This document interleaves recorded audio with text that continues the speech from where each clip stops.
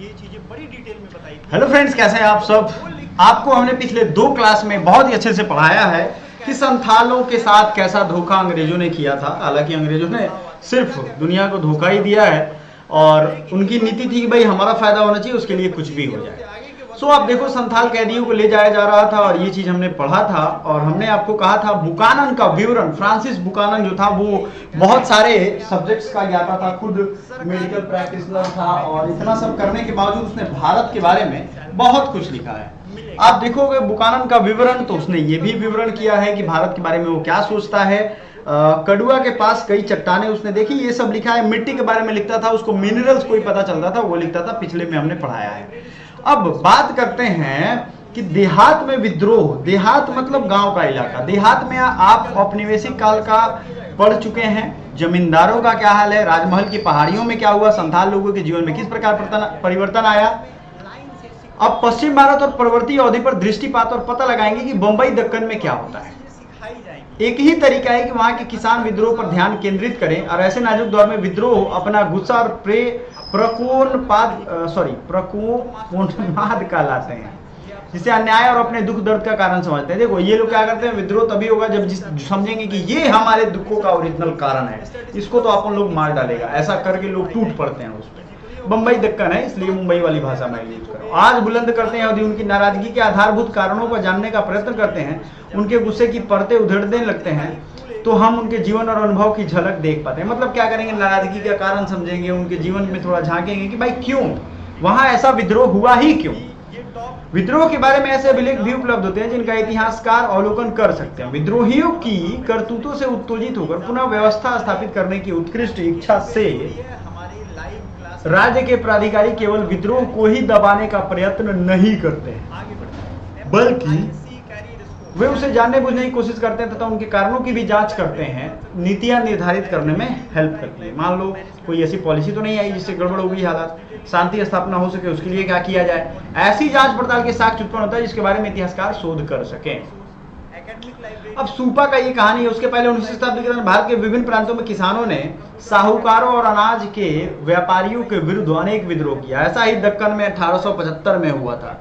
किसके बारे में, 1875 में दक्कन का विद्रोह। देखो हुआ क्या, 16 मई 1875 को पूना का जिला मजिस्ट्रेट ने पुलिस आयुक्त को लिखा, शनिवार 15 मई को सूपा में आने पर मुझे इस उपद्रव का पता चला। एक साहूकार का घर, जो साहूकार होता है जो पैसा लेन देन करता है, रेंट पे या कोई सामान देता है उसका पैसा वो जोड़ता है ना, वो लोगों के बारे में। एक साहूकार का घर पूरी तरह से जला दिया गया। लगभग 1 दर्जन मकानें तोड़ दी गई। उसमें घुसकर वहां के सारे सामान को आग लगा दी गई। खाते, पत्र, बॉन्ड, अनाज, देहाती कपड़ा सड़कों पर लाकर जला दिया गया। अब जो जिससे कर्ज लिया था, जिसने कर्ज दिया था, वो सब हिसाब उसमें जल गया। जहां राख के ढेर अब भी देखे जा सकते हैं। मुख्य कांस्टेबल ने 50 लोगों को गिरफ्तारी किया है और 2000 रुपए का चोरी का माल भी छुड़ा लिया। अनुमानतः 25,000 रुपए से अधिक की हानि हुई है। साहूकार का दावा है कि 1 लाख रुपए से ज्यादा का नुकसान है। तो ऐसा एक अनुमान मिला आपको। अब दक्कन दंगों का कारण समझते हैं। लेखा बयानों आंदोलन पुनः आधुनिक जो मॉडर्न पुणे है उसमें जिले के बड़े गांव सूपा में शुरू हुआ। सूपा एक विपणन केंद्र यानी मंडी था। मंडी समझो मतलब यहाँ से लोग आते थे, सामान अपना अपना खरीद के ले जाते थे, जहां अनेक व्यापारी और साहूकार रहते थे। 12 मई 1875 को आसपास के ग्रामीण इलाकों के रैयत इकट्ठे हो गए। उन्होंने साहूकारों से अपनी बही खातों ऋण बंधों की मांग करते हुए उन पर हमला बोल दिया। 12 मई को क्या किए लोग, जमा हुए कि भाई हमारा बही खाता दो नहीं तो तुमको आग लगा देंगे, और अनाज लूट लिया सारा माल। पूना में यह विद्रोह अहमदनगर तक फैल गया। फिर अगले 2 महीनों में यहां भी आग फैल गई और 6500 वर्ग किलोमीटर का इलाका इसकी चपेट में आ गया। सोचो 6500 स्क्वायर किलोमीटर, 6500 स्क्वायर किलोमीटर, 30 से अधिक गांव इससे कुप्रभावित हुए। सब जगह विद्रोह का स्वरूप एक समान ही था। साहूकारों पर हमला किया गया, बही खाते जला दिए गए, ऋण बंध नष्ट किए गए, जो मॉर्गेज के पेपर होते हैं उसे नष्ट किया गया। किसानों के हमलों से घबराकर साहूकार गांव छोड़कर भाग गए। अधिकतर मामलों में अपनी संपत्ति और धन दौलत को पीछे छोड़ गए। कौन बचाएगा भाई, जान बचेगा तो फिर ले लेंगे। जब विद्रोह फैला तो ब्रिटिश अधिकारियों की आंखों के सामने 1857 का गदर दृश्य आ गया। अध्याय 10 भी देखेंगे, उसमें भी मिलेगा। विद्रोही किसानों के गांव में पुलिस थाने स्थापित किए गए। जल्द ही सेना बुला ली गई। 95 व्यक्तियों को गिरफ्तार करके उसमें बहुत से दंडित किया गया, लेकिन देहात को काबू करने में कई महीने लग गए। समाचार पत्र में भी ये रिपोर्ट छपा। कुल मिलाकर के बम्बई पुणे का ये दंगा याद रखना है आपको, 1875। रैयत और साहूकार। रैयत कौन होता है? किसान। साहूकार ऐसा व्यक्ति होता था जो पैसा उधार देता था, साथ ही व्यापार भी करता था। तो रैयत और साहूकार शीर्षक नामक निम्नलिखित रिपोर्ट 6 जून 1877 को नेटिव ओपिनियन नामक समाचार पत्र में छपी थी। उसने मुंबई के नेटिव न्यूज़पेपर्स की रिपोर्ट में यथावत उद्धृत किया था। वे रैयत सर्वप्रथम अपने गांव की सीमाओं पर यह देखने के लिए जासूसी करते हैं कि क्या कोई सरकारी अधिकारी आ रहा है, और अपराधियों को समय रहते उनके आने की सूचना देते हैं, ताकि वे एक झुंड बनाकर ऋणदाताओं के घर जाएं, उनका ऋण पत्र जो जिस पे लिखा रहता है सब किसने किसको कर्जा दिया, इनकार करने पर ऋणदाताओं पर हमला करके उसे छीन ले। यदि किसी घटना के समय कोई सरकारी अधिकारी उनके गांव की ओर आता हुआ दिखाई देता है तो गुप्तचर अपराधियों को खबर पहुंचा देते हैं और समय रहते वो लोग तितर बितर हो जाते हैं। तो प्रयुक्त भाषा आप देख सकते हो, उपनिवेश देहात ऋण पत्र और दस्तावेज क्यों जलाए गए थे, यह विद्रोह ऐसा क्यों? इसमें दक्कन के देहात के बारे में औपनिवेशिक शासन में हुए कृषि या भूमि संबंधी परिवर्तनों के बारे में क्या पता चलता है? जाहिर सी बात है भाई, दक्कन में कुछ ना कुछ खेती का के लिए पैसे किसानों को चाहिए होंगे, उन्होंने लिए होंगे और वो नहीं पे कर पाए होंगे। नहीं पे कर पाएंगे तो ताड़ की तरफ ब्याज चलाता है, तो ताड़ की तरफ ब्याज चलाएगा तो उसका तो वही दुर्गति होगा। जैसे जैसे ब्रिटिश शासन बंगाल से भारत के अन्य भागों में फैलता गया, वहां भी राजस्व की नई प्रणालियां स्तम्भरारी बंगाल से बाहर बिरले ही लागू किए गए। स्तम्भरारी परमानेंट सेटलमेंट 1793 कहाँ पे? बंगाल वाला इलाका, बंगाल बिहार मिसा। ऐसा क्यों किया गया? इसका कारण था कि 1810 के बाद खेती की कीमतें बढ़ गई, जिससे उपज के मूल्य में वृद्धि हुई और बंगाल में जमींदारों की आमदनी में इजाफा हो गया। क्योंकि राजस्व की मांग स्तम्भरारी बंदोबस्त के तहत की गई थी, इसलिए औपनिवेशिक सरकार इस बढ़ी हुई आय के में अपने हिस्से का कोई दावा नहीं कर सकती थी।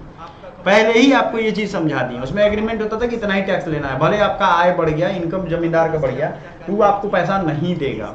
अपने वित्तीय संसाधनों को बढ़ाने की उत्कट इच्छा से औपनिवेशिक सरकार ने भू राजस्व को अधिक से अधिक बढ़ाने का तरीका सोचा, इसलिए उसने एक नया राजस्व बंदोबस्त बनाया इधर के इलाकों के। अन्य भी कई कारण थे। जब अधिकारी नीतियां निर्धारित करते तो उनकी विचारधारा उन आर्थिक सिद्धांतों से अत्यधिक प्रभावित रहती है जो अधिकारी पहले ही परिचित होते हैं। उनको पहले से ही पता था कि भाई ये ऐसा किया जा सकता है, तो यही कर देते हैं। 1820 के दशक में इंग्लैंड में डेविड रिकार्डो का एक जानी माना अर्थशास्त्री था। रिकार्डो थ्योरी पे बेस्ड था इसका। ये जो दक्कन के इलाके में किया गया, रिकार्डो का साइंटिफिक थ्योरी था, ये अर्थशास्त्री था। ये औपनिवेशिक अधिकारियों ने अपने महाविद्यालय जीवन में रिकार्डो का पढ़ाई किया था। महाराष्ट्र में जब ब्रिटिश अधिकारी 1820 के दशक में आए तो बंदोबस्त की शर्तें करने का काम हाथ में लिया, तो उन्हें कुछ विचारों के अनुसार चलने लगे। रिकार्डो के विचार के अनुसार, रिकार्डो के विचार के अनुसार भूस्वामी को उस समय लागू औसत लगानों को प्राप्त करने का ही हक देना चाहिए। अब समझो आप, औसत क्या होता है? मान लो उपज हुआ, उसका एक एवरेज प्राइस ही भूस्वामी को दे। जब भू से औसत लगान से अधिक प्राप्त होने लगे तो भूस्वामी को अधिशेष आय होगी, जिस पर सरकार को कर लगाने की आवश्यकता होगी। मान लो हमने 30 साल का देख लिया कि 30 साल में इतनी उपज हुई, उसका औसत निकाल दिया एवरेज। 30 साल में जैसे 30 कुंटल हुआ, तो एक साल में 30 से भागा दे देंगे तो 1 क्विंटल हुआ। अधिशेष आय का भूमि के सुधार में उत्पादक रीति से निवेश नहीं होगा। भारत में अनेक ब्रिटिश अधिकारियों ने सोचा कि बंगाल के इतिहास में रिकार्डो के सिद्धांत की पुष्टि कर दिया। वहाँ जमींदार लोग किराया जीवियों के रूप में बदल गए प्रतीत हुए, क्योंकि उन्होंने अपनी जमीनें पट्टे पर दी, किराए की आमदनी पर निर्भर रहने लगे। और इसलिए ब्रिटिश अधिकारियों के विचार से यह आवश्यक था कि इन भिन्न राजस्व प्रणाली अपनाया जाए। अब ये सिस्टम जब हो जाएगा तो जमींदार लोग देख करके आराम से शहर में रहते थे। जब राजस्व प्रणाली बम्बई दक्कन में लागू की गई तो उसे रैयतवाड़ी कहा गया। क्या कहा गया इसे? रैयतवाड़ी। तो रैयतवाड़ी 1820 में आया है, इसमें नहीं लिखा है, हम आपको बता दें। और ये डेविड रिकार्डो की साइंटिफिक थ्योरी पे बेस्ड था, जिसमें एवरेजिंग का यूज हुआ है। एवरेज इस प्रणाली के अंतर्गत राजस्व की राशि सीधे रैयत के साथ तय की जाती थी, सीधे किसानों के साथ बात होती थी। भिन्न भिन्न प्रकार की भूमि से होने वाली औसत आय का अनुमान लगा लिया जाता था और रैयत का राजस्व अदा करने की क्षमता का आकलन कर लिया जाता था। सरकार के हिस्से के रूप में उसका एक अनुपात निर्धारित। हर साल 30 साल के बाद जमीनों को फिर से सर्वेक्षण किया जाएगा। राजस्व की दर तदनुसार बढ़ा दी जाती थी। 30-30 साल पे करके बढ़ाया जाएगा टैक्स। राजस्व की मांग और किसान का कर्ज। अब देखो, किसान का जो ये कर्ज है ना, सेम यहाँ भी होगा। अब 1820 के दशक में किया गया मांग राजस्व इतना अधिक था कि बहुत से स्थानों पर किसान अपने गांव छोड़कर नए क्षेत्रों में चले गए। जिन इलाकों की जमीन घटिया किस्म की, तो वहाँ वर्षा भी कम ज्यादा होती थी। खास तौर पर समस्या और भी विकट थी, जब वर्षा नहीं होती थी तो फसल खराब होती थी और किसानों के लिए राजस्व अदा करना असंभव था। फिर भी राजस्व इकट्ठा करने वाले प्रभारी कलेक्टर अपनी कार्य कुशलता को प्रदर्शित करने और अपने अधिकारियों को प्रसन्न करने के लिए वहां चले जाते थे।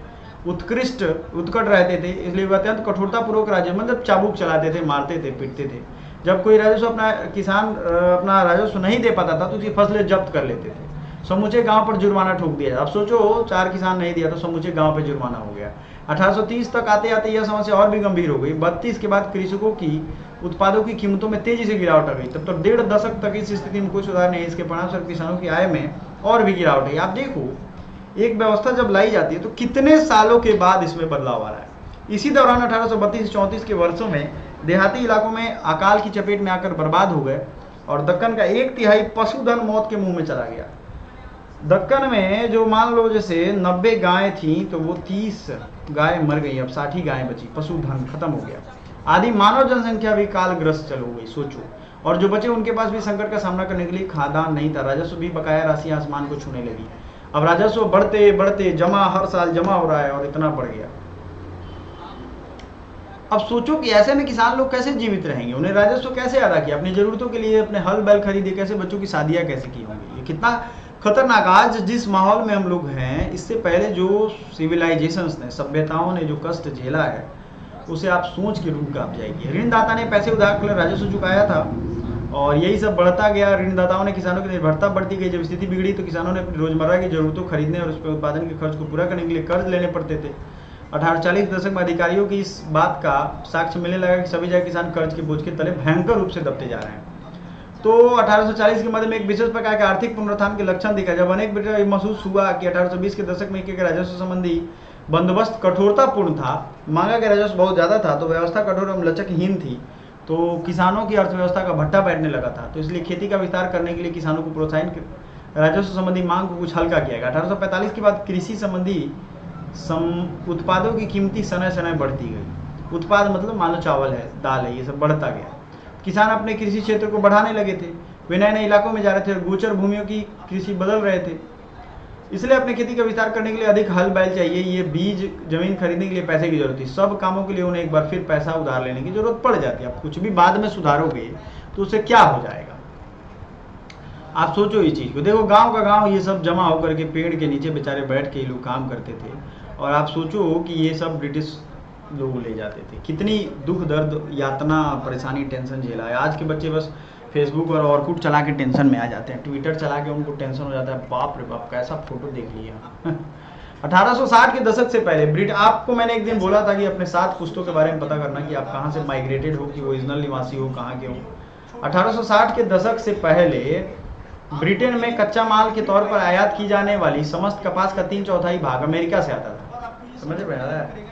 ब्रिटेन के सूती वस्त्रों के विनिर्माता काफी लंबे से अमेरिका के कपास पर निर्भरता के कारण बहुत परेशान थे। अमेरिका से मंगाना पड़ता था उनको। अगर वह स्रोत बंद हो गया तो हमारा क्या होगा। आज भी देखते हो ना, चाइना +1 स्ट्रैटेजी चलता है। चीन से लेंगे, लेकिन अगर चीन बदमाशी करे तो दूसरे जगह से ले लेंगे। 1817 में ब्रिटिश में कपास आपूर्ति 1857 में और 1859 में मैनचेस्टर कॉटन कंपनी बनाई गई। तो आपके लिए इंपॉर्टेंट ये हो जाता है 1857, ये आपको क्वेश्चन कंफ्यूज कर देगा। ब्रिटेन में कपास यानी कॉटन एक्सपोर्ट यूनियन बनाया गया, ठीक है। और 1859 में मैनचेस्टर कॉटन कंपनी बनाई। उसका उद्देश्य दुनिया के हर भाग से कपास के उत्पादन को प्रोत्साहित करना था, ताकि कपास आएगा तो कपड़ा होता था ना। भारत ही ऐसा देश समझा गया जो अमेरिका के पास होना है। तो बंद हो जाने से सूरत में लंकाशायर को कपास भेज सकेगा। सूरत से बंदरगाह से लंकाशायर एक जगह था। आप देखो ब्रिटेन में जो फैक्ट्री वाला एरिया उसको शायर कहते थे। भारत की भूमि में जलवायु दोनों ही कपास के लिए उपयुक्त थी, यहाँ सस्ता श्रम भी उपलब्ध था। तब तक क्या होता है कि 1861 में अमेरिकी गृह युद्ध छिड़ गया, सिविल वॉर छिड़ गया। ब्रिटेन के कपास क्षेत्र मंडी और कारखानों में तहलका मच गया। अमेरिका से आने वाली कच्ची माल में गिरावट हो गई, वो सामान्य मात्रा का 3% से कम हो गया। 1861 में जहाँ 20 लाख गांठें, हर गांठ 400 पाउंड की होती थी, 400 पाउंड मतलब 200 किलो, वहां 1862 में केवल 55,000 गांठों का आयात हुआ। अब इसकी वजह से बंबई में कपासों के सौदागरों ने कपासों की आपूर्ति का आकलन करने और कपास की खेती का आधिकारिक प्रोत्साहन देने के लिए कपास पैदा करने, देखो बिजनेस करने वाले लोग पिछले कितने सालों से बिजनेस के टेंशन में ही हैं। जब कपास की कीमतों में उछाल आया तो बंबई में कपास निर्यातकों को ब्रिटेन की मांग को पूरा करने के लिए अधिक से अधिक कपास खरीदने का प्रयत्न किया और शहरी साहूकारों को अधिक से अधिक अग्रिम राशियां दी, ताकि वे अपने उन ग्रामीण ऋणदाताओं जिनको उपज उपलब्ध कराने का वचन दिया अधिकाधिक मात्रा में क्या करें, देखो रेल का अभी युग शुरू नहीं हुआ था तो कपास कैसे ले जाते थे लोग, बैलगाड़ी से। ये रास्ते टूटे फूटे हैं, कैसे लोग लाद वाद के ले जा रहे हैं। इलस्ट्रेट लंदन न्यूज़ का ये पेपर में छपा हुआ है, ये पानी से ले जा रहे हैं। अमेरिकी गृह युद्ध को, अमेरिका में कपास की आपूर्ति, ब्रिटेन में ऐसा हुई, गृह युद्ध होगा तो कोई आपूर्ति कैसे कर पाएगा। ठीक है, मैं राशि उधार दे सके। अब अंग्रेजवा क्या करते थे, साहूकार को पैसा दे दिए, साहूकार किसानों को सूद दे देते थे, क्योंकि यह ऋणदाता अपनी उधार दी गई राशियों की वसूली के बारे में अधिक आश्वस्त महसूस करते थे। इन बातों का दक्कन के देहाती इलाकों में काफी असर हुआ। दक्कन के गांव में रैयतों ने अचानक असीमित ऋण उपलब्ध होने लगा। उन्हें कपास उगाई जाने में प्रत्येक एकड़ पर 100 रुपए अग्रिम राशि दी, मैंने एडवांस ऋण मिलने लगा। तो किसानों को लगा भाई बढ़िया है। अमेरिकी संकट की स्थिति बनी रही तो दक्कन का उत्पादन बढ़ता गया। 1860 से 64 के दौरान कपास उगाने वाले एकड़ों की संख्या दूना हो गई, मतलब जमीन में खेती होने लगा। उसका 90% भाग जो कपास वहां जाता था वो भारत से ही जाने लगा। लेकिन इस तेजी के वर्षों में भी कपास उत्पादकों का समृद्धि प्राप्त नहीं हो सका। कुछ धनी किसानों को तो लाभ अवश्य हुआ, लेकिन अधिकांश किसान कर्ज में फंस गए ना, वो एक के बाद एक वो फंसते चले गए। आपने वो मूवी देखी होगी, ऊर्जा काले कामा वाली जो मूवी है, उसमें जो उसको पकड़ने जाता है एक उसका दोस्त रहता है सनी देओल का, तो कपास लाद के ट्रेन में जाता रहता है। उसी रूई में आप देखोगे तो भाला घूमता है, सब वो बंदूक के जो रहते हैं आगे, गुप्ती जिसको कहते हैं, घूप घूप के चेक करता है। तो आपको एक अंदाजा मिलेगा कि उस समय रेल से सामानों को ढोया जाता था, इन सब चीज़ों का। मिर्जापुर में गांठें ले जाई जा रही हैं, मिर्जापुर यूपी वाला यही, ठीक है। और great Indian peninsular railway Bombay terminus पर कपासे की गांठी पड़ी हुई है। सोचो, पहले आदमी कम न जाते थे जी, तो पहले रेलवे में यही सब होता था, क्योंकि इससे फायदा हो जाता था। यहाँ से समुद्री जहाज से जाता था। जब रेल चलने लगी तो कपास की गांठें गाड़ी और नौकाओं द्वारा ही नहीं, रेलों से भी भेजी जाने लगी, और इससे टाइम कम लगता था। रेल की पटरी बिछा दो, वो सब चलता जाएगा आपस में। ऋण का स्रोत सूख गया। जिन दिनों कपास के व्यापार में तेजी रही, भारत के कपास व्यापारी अमेरिका के अस्थायी रूप से विस्थापित करके कच्ची कपास के विश्व बाजार में अपने कब्जे में सपने देखने लगे। 1861 के बॉम्बे गजट में संपादक ने पूछा, 10 राज्यों संयुक्त राज्य अमेरिका को विस्थापित करके लंकाशायर को कपास का एकमात्र आपूर्तिकर्ता बनने से भारत को कौन सा रोक सकता है। लेकिन 1865 तक ऐसे सपने आने बंद हो गए। अमेरिका में गृह युद्ध समाप्त हुआ तो वहाँ कपास का उत्पादन फिर से चालू हो गया, और यही मुझे लग रहा था, ये जब भाई अभी ना बन रहा है फिर से, वहाँ तो देखेंगे लोग घाटा हो रहा है भाई। फिर से जब यहाँ से होने लगा, वो अमेरिकी सिविल वॉर खत्म हुआ। सिविल वॉर क्या होता है, जब दो तरह के कॉम्पिटिटर लोग और उनके समर्थक लगेंगे लड़ने कि भाई हमको सत्ता चाहिए, हमारी सरकार बन जाए, तब ये होता है। ठीक है, समझ रहे हैं आप, ये सारा चीज होता है। सिविल वॉर कोई ऐसा बहुत बड़ा वर्ड नहीं है कि इसमें आपको, ठीक है, ये सारा चीज है, ज्यादा नहीं है। इसको खत्म करते हैं। ये हुआ। फिर महाराष्ट्र में निर्यात व्यापारी साहू अब दीर्घकालीन ऋण देने के लिए उत्सुक नहीं रहे। उन्होंने देख लिया कि भारतीय कपास की मांग घट रही है, तो अब जो ऋण का स्रोत सूख गया और राजस्व की मांग बढ़ा दी गई, टैक्स तो लेगा। तो पहला राजस्व बंदोबस्त 1820-1830 के दशक में किया गया था। बगला बंदोबस्त करने का समय आ गया और नाटकीय ढंग से 50 से 100% तक बढ़ा दिया गया। बदमाशी देखो, बेचारे रैयत उस हालात में जबकि कीमतें गिर रही थी, कपास के खेत गायब हो रहे थे, बढ़ी हुई मांग को कैसे पूरा करते। इसलिए एक बार फिर ऋणदाता की शरण में जाना पड़ा, और ऋणदाता ने फिर ऋण दिया, जीने खाने के लिए इनको ऋण दिया। और यही ऋण जिस कॉपी पे ये लिखते थे, तो जब ये लोग विद्रोह किए तब उसको फाड़ चीड़ के जला दिया। ऋणदाता द्वारा ऋण देने से इनकार किए जाने पर रैयत समुदाय को बहुत गुस्सा आया। वे इस बात के लिए ही क्रुद्ध नहीं थे कि वे ऋण के गर्त में गहरे डूबे जा रहे थे, अथवा कि वे अपने जीवन को बचाने के लिए ऋणदाता का पूर्ण रूप से निर्भर है, बल्कि वे इस बात से भी ज्यादा नाराज थे। ऋणदाता वर्ग इतना संवेदनहीन हो गया है कि उसकी हालत पर कोई तरस उसको नहीं आ रहा। ऋणदाता लोग देहात में प्रथागत मानकों यानी रूढ़ि रिवाजों का भी उल्लंघन कर रहे थे। ठीक है, रैयत की अर्जी सुनिए। साहूकार लोग काफी दिनों से हम पर अत्याचार कर रहे हैं, वो अर्जी दे रहा है। क्योंकि हम अपना घर चलाने के लिए काफी मात्रा में पैसा नहीं कमा सकते, इसलिए हम उनसे पैसा, कपड़ा, अनाज मांगने के लिए मजबूर हो गए। उनसे हमें ये चीजें मिलती जाती हैं, पर बड़ी कठिनाई से उसके लिए हमें उसके साथ कड़ी शर्तों का बंध पत्र के लिए लिखने के लिए मजबूर होना पड़ता है। इसके अलावा कपड़ा, अनाज भी नगद दरों से नहीं बेचा जाता।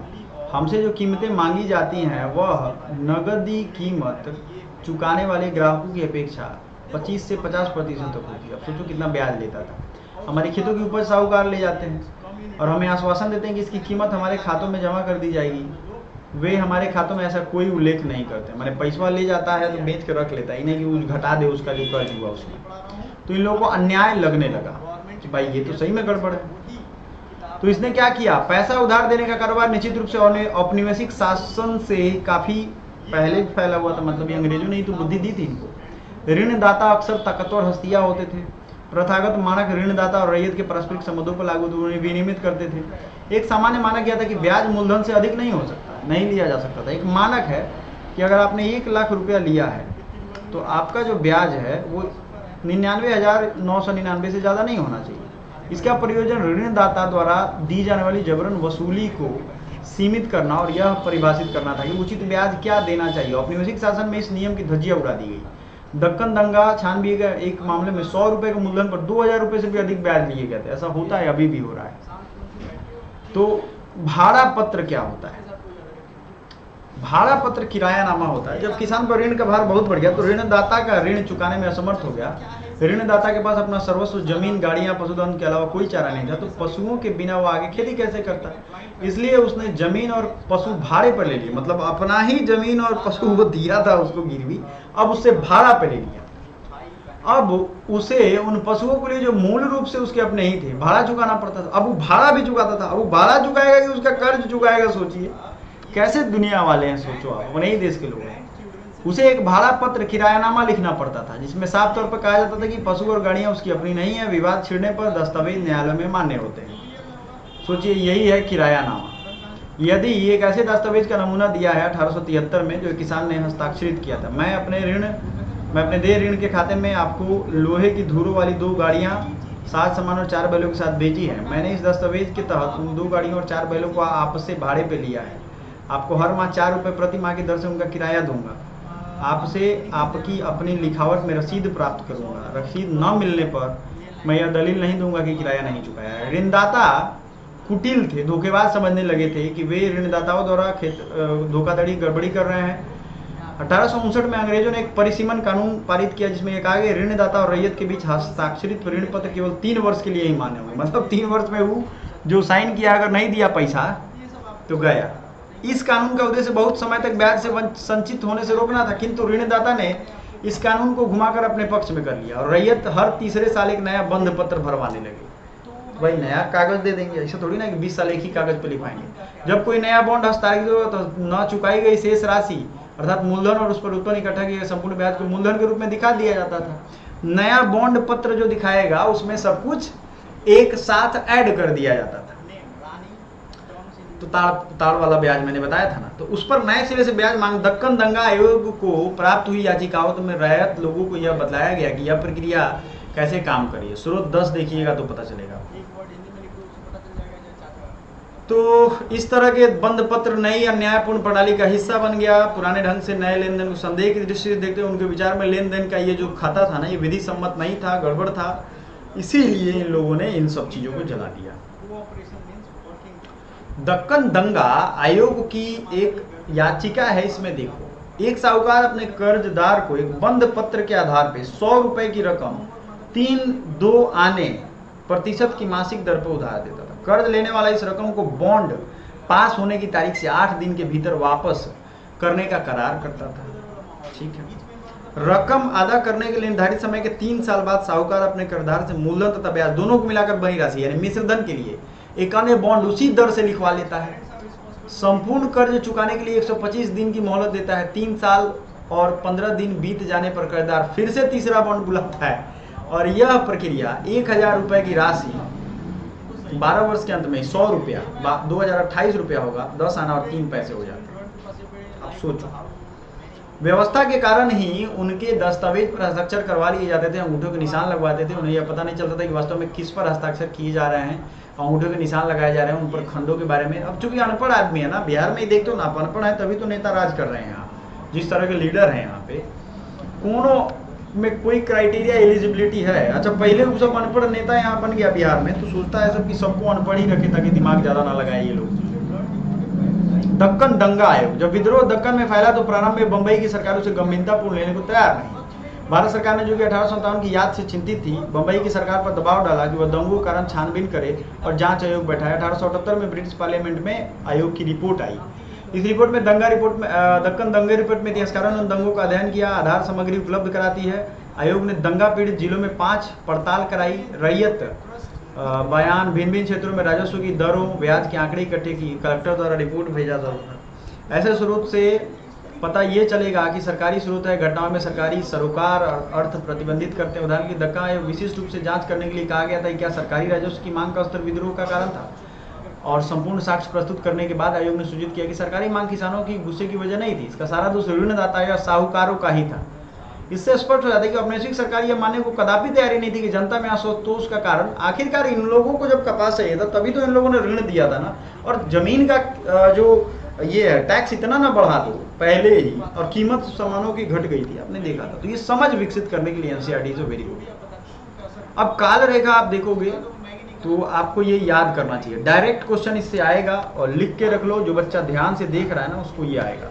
वैसे ही मैं बहुत फास्ट पढ़ाता हूँ तो काम की चीजें ही बताता हूँ। 1765 में इंग्लिश ईस्ट इंडिया कंपनी को बंगाल की दीवानी प्राप्त होती है, शाह आलम द्वितीय से युद्ध जब होता है तो।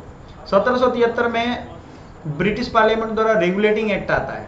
1793 बंगाल में इस्तमरारी है, परमानेंट सेटलमेंट। 1800 में संथाल लोग राजमहल की पहाड़ियों में आने लगे। 1818 बंबई दक्कन में पाला राजस्व बंदोबस्त। 1820 का दशक कृषि कीमतें गिरने लगी। 1840 व 50 बंबई दक्कन में कृषि विस्तार की धीमी प्रक्रिया। 55 से 56 संथालों की बगावत। 1861 कपास में तेजी का समारंभ। 1875 दक्कन के गांव में रैयतों ने बगावत कर दी। सारा चीज याद हो गया। अब चलो आपको कुछ दिन का टाइम देता हूं, सारा सीरीज वाइज आपको मिल जाएगा, जरूर इसको देखिएगा। Thank you so much.